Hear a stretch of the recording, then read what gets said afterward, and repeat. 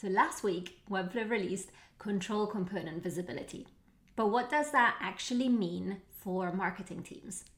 So if we go over a Webflow project, especially if it's designed with components or has a component system such as our internal one called blocks, you might have certain components, like for example this row that has various properties that you can select from a drop-down. And how you achieve this is by nesting various components in it.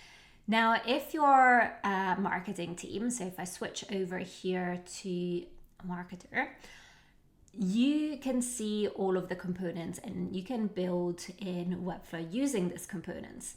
But that also means that you might surface components that you don't want to use.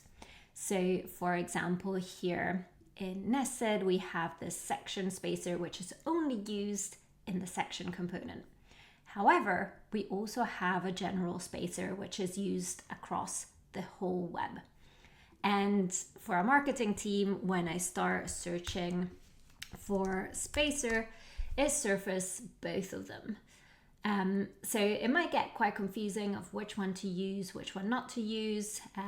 Spacer is quite an easy example, but imagine you have lots of closed components mixed in with open components, and you only want to surface some of them to the marketing team. So as a designer, so let me switch back to the designer role. What you can now do is if you go to your components and you have so for example, these nested ones, and I go to edit settings.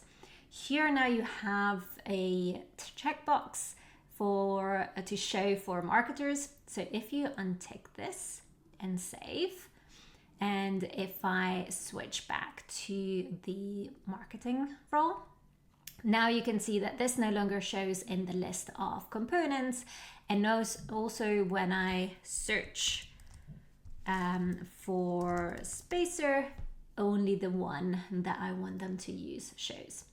So this is a very needed features that we've been waiting for quite a long time, and it makes life so much easier for marketing teams, and the whole system becomes a lot easier to use.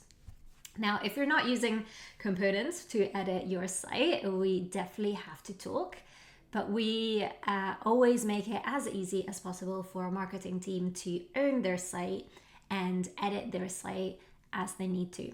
So if you haven't already specified which components to use and not to use and when, I highly recommend it. So that's it for now. See you next time.